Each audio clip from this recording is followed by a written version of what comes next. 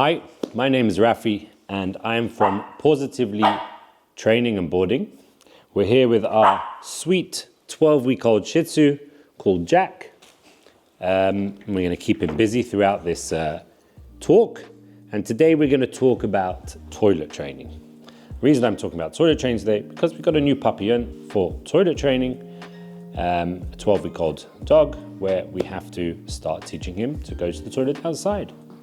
As you can see, he's got a chew toy, which we'll talk about biting and chewing in a next video. But today we're going to focus on the toilet training and how we get it done as quickly as possible. The time frame for toilet training can vary. It can be 4 weeks, could be 8 weeks, could be 12 weeks. It all depends on the breed, the size, and the dog's ability to hold for longer and longer. The idea of toilet training is teaching our dog to strengthen their muscle. The bowel and the bladder muscle. It's purely a muscle that they have to strengthen for longer and longer. So the idea of toilet training is teaching a dog to go outside, simply go to the toilet outside, and not to go to the toilet in the place where he lives or sleeps.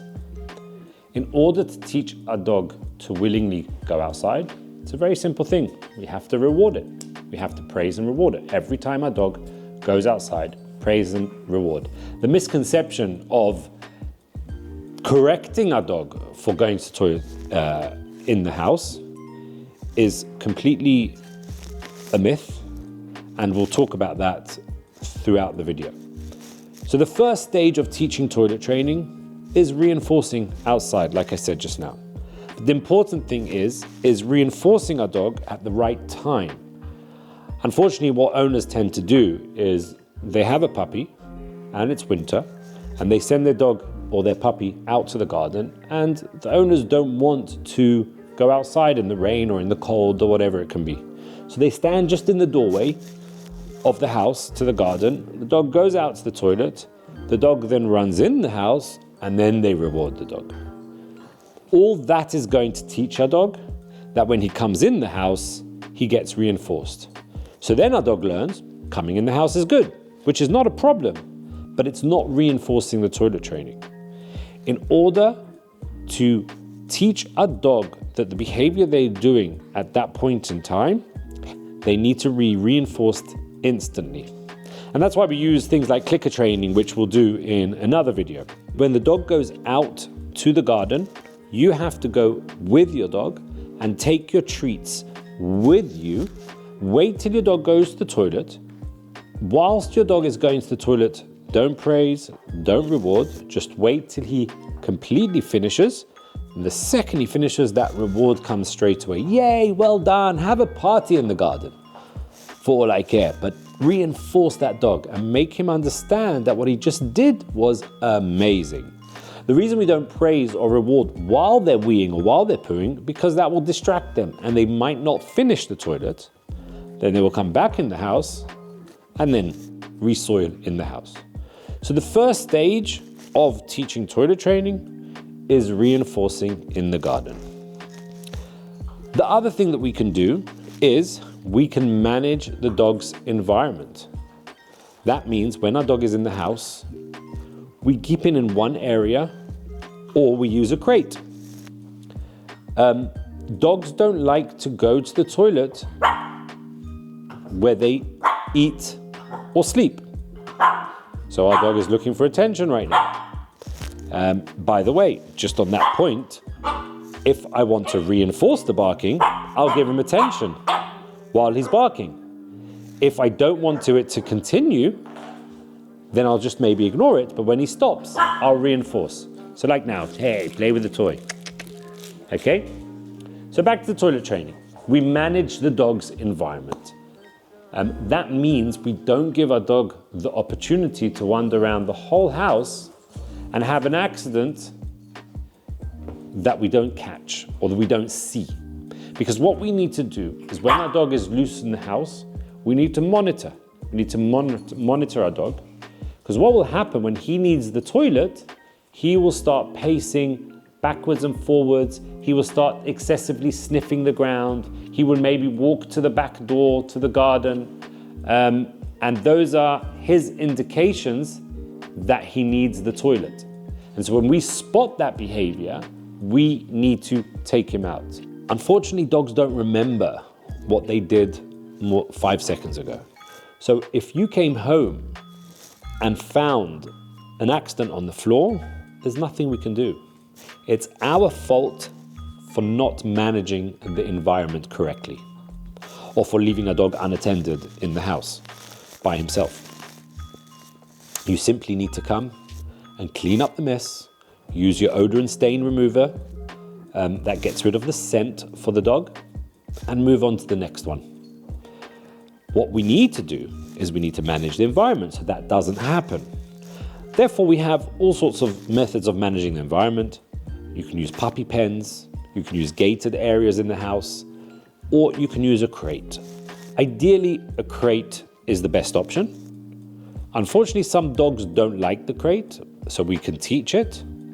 But if they do, it's fine. If they don't, then we can work out other methods. We can talk about crate training at a different time. But if your dog is good with the crate, then we will put our dog in the crate when we can't supervise. Dogs don't like to go to the toilet in the place where they eat and sleep. And therefore, we can use the crate as a tool to manage their environment. So when our dog's in the crate, they won't have an accident. They just will hold it. And then we can go back to the point I made at the beginning about strengthening the muscle, the bowel and bladder muscle.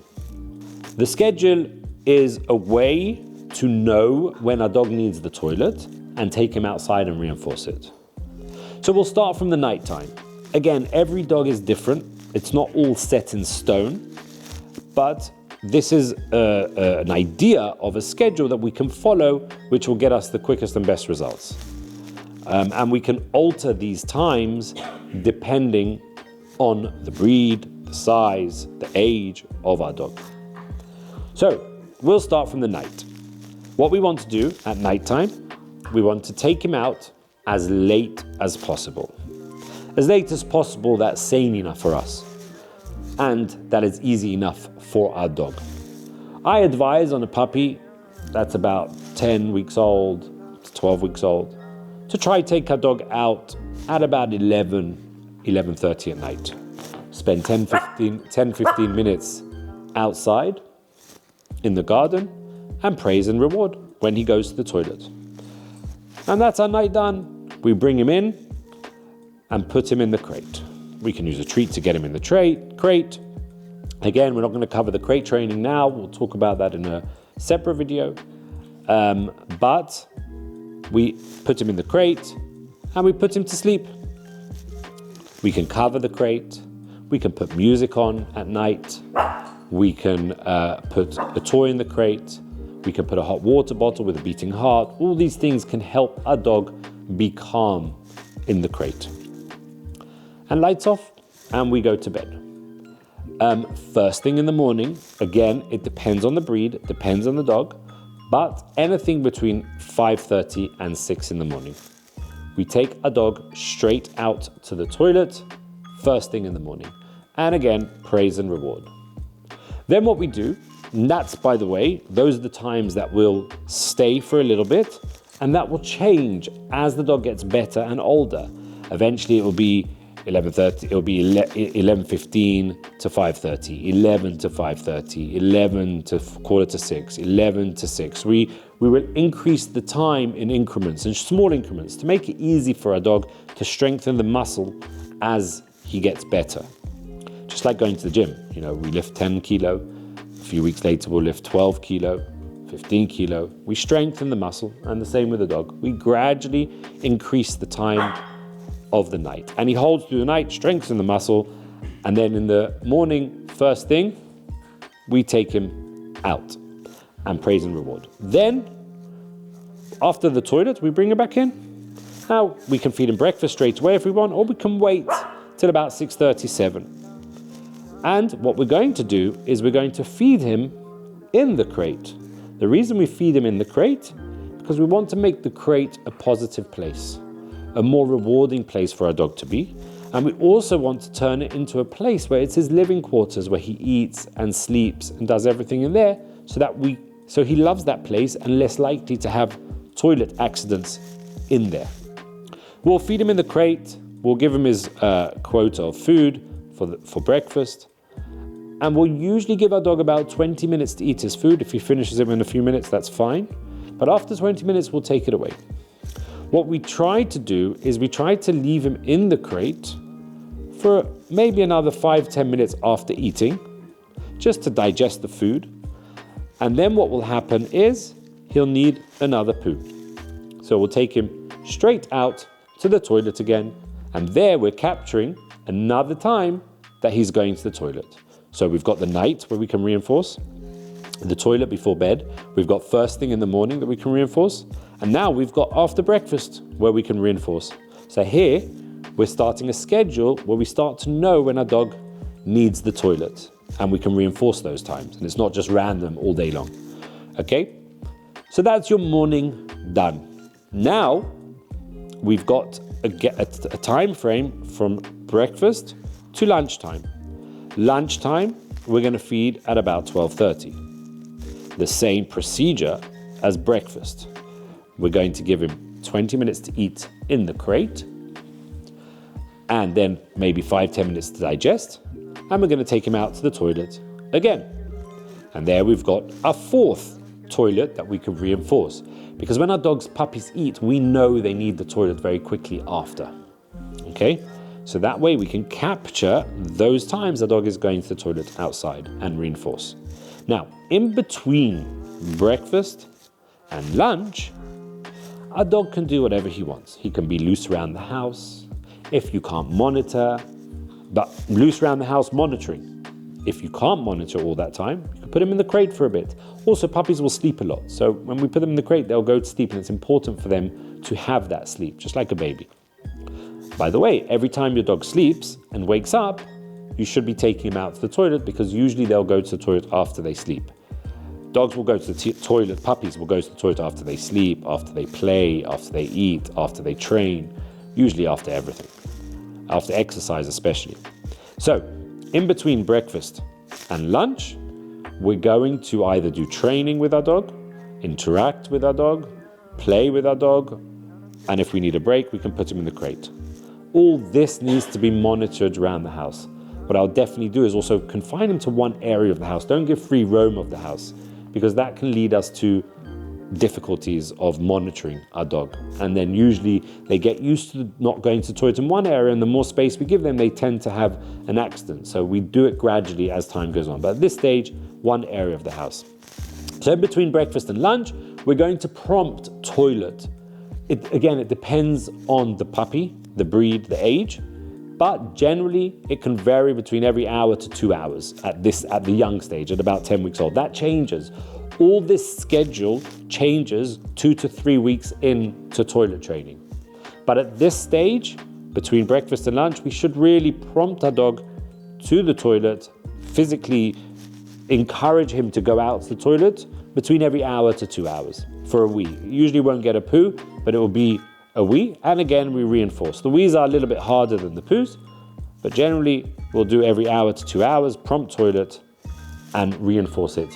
If he's sleeping, it's not necessary to wake him up to go to the toilet. We'll wait till he wakes up, and then we'll take him to the toilet. So that's our breakfast done, lunchtime done, and in between. Okay?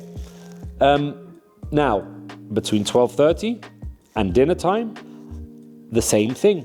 Dinner time is, I like to feed early at about 5:30 dinner.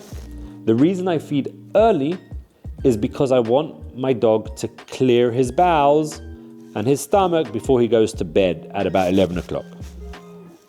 So we'll feed, by the way, this puppy, he's